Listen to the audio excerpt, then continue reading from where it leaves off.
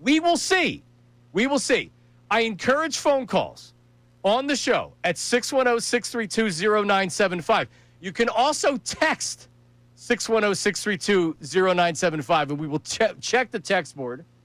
We will see what the people have to say. I would love to hear from some of my old callers, some of the many people that have called me over the years, both from maybe another station and from this station right here. Because here's what I know about 97.5 The Fanatic, is it is a very loyal radio station and fan base.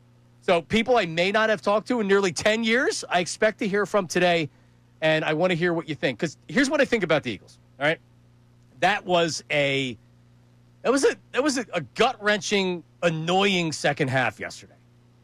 I'm not going to sit here and give you that everything's great. I'm not going to have any kind of criticism for the offensive coordinator and everything's great. They're going to go 17-0. They're going to win the Super Bowl. All right? I'm not going to do that for 4 hours to you because I don't think that A, that's not how I feel. And B, I think we have to demand more of our football team even if they're 4-0. They came out yesterday with a great game plan, both on offense and defense. And it was executed. Special teams got them going with a punt block for a touchdown. And then they rolled the Bucs. They did. And then they didn't complete a pass in the second half. And for us to ignore that when this offense looks bad, man, this offense looks bad. And we've seen it in not the first game necessarily because the lightning delay happened. They were cooking in the first half, but the second half was kind of a blur to me, right?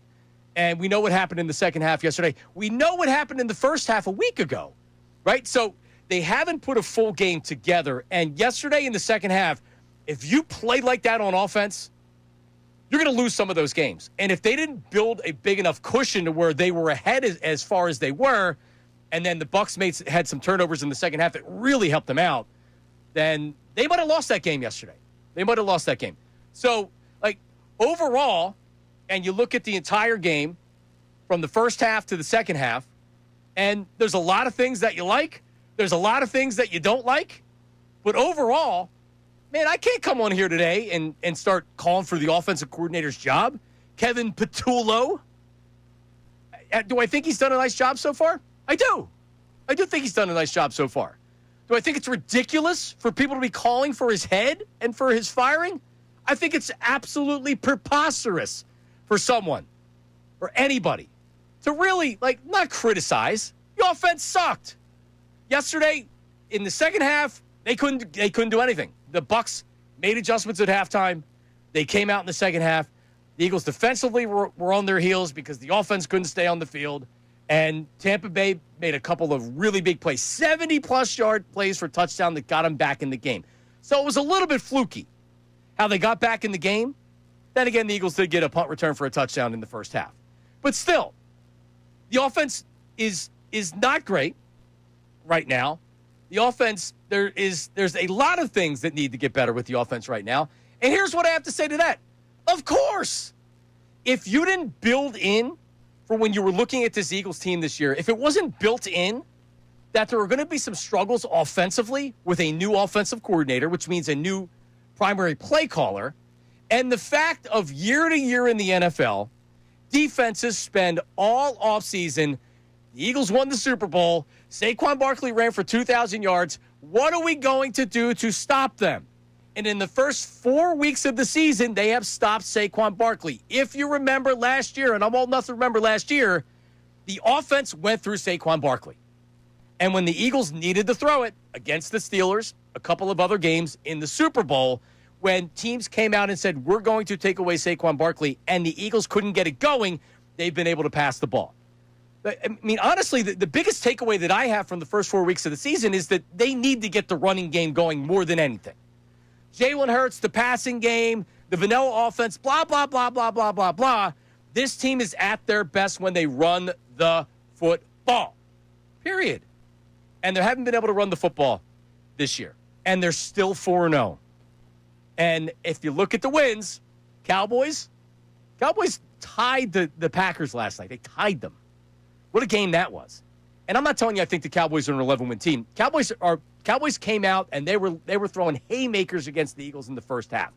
And the Eagles offense responded every single time. If the offense isn't clicking in the first half of that game, they lose. Because then there's a big lead for the Cowboys, and now you're playing from behind, which you don't necessarily want to make the Eagles know that they have to throw the ball. And they're not able to mix it up as much. So that's a quality win, all right? Against the Chiefs with the back against the wall. That's a quality win. Yesterday against the Bucs, and this is what I think people aren't talking about enough from yesterday because everybody just wants to point the finger and say the offense sucks, Kevin Patullo sucks, all right? That is a very difficult place to win.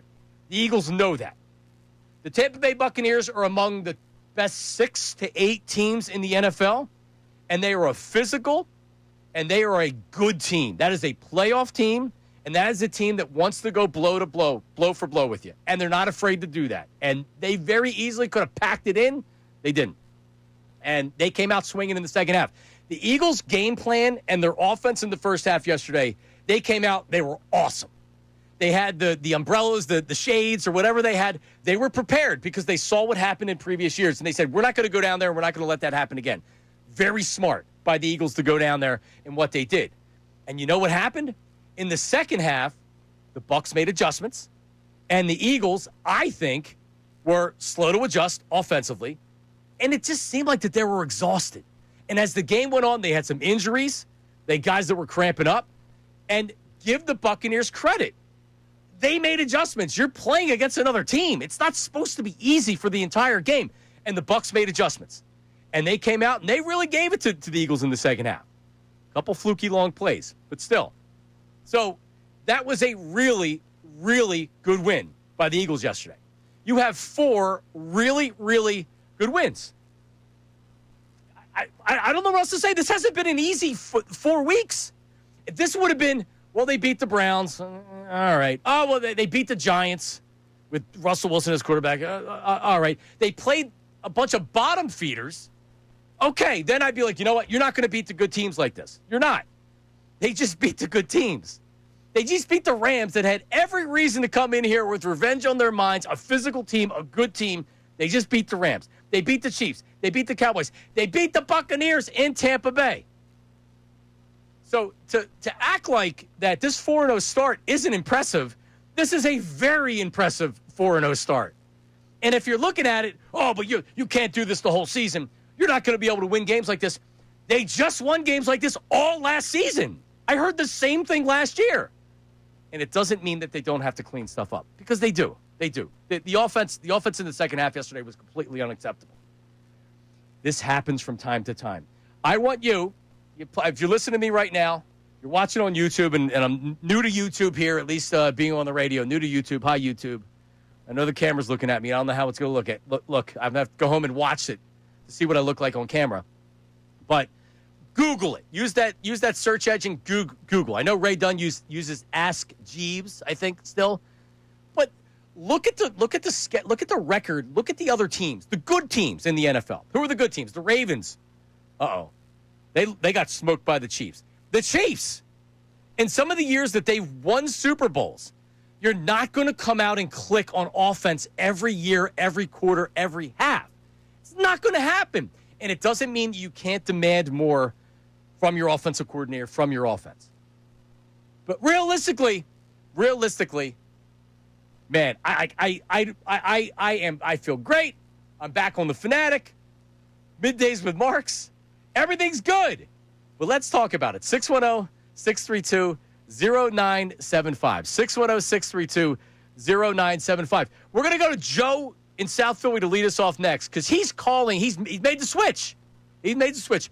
Your phone calls as well. Don't go anywhere. Some other reasons why the Eagles don't look as good this year as they did last year, because there's something to it. They're 4-0, but that doesn't mean we should be totally satisfied. But let's not fire anybody yet. Believe me, I'll be ready to fire somebody this year. It's Jon Marks on 97.5 The Fanatic. Don't go anywhere. Thanks for watching Middays with Marks. Like and subscribe right here. If you like and subscribe, you probably are loving what you're watching. There's more of it right here. Check it out.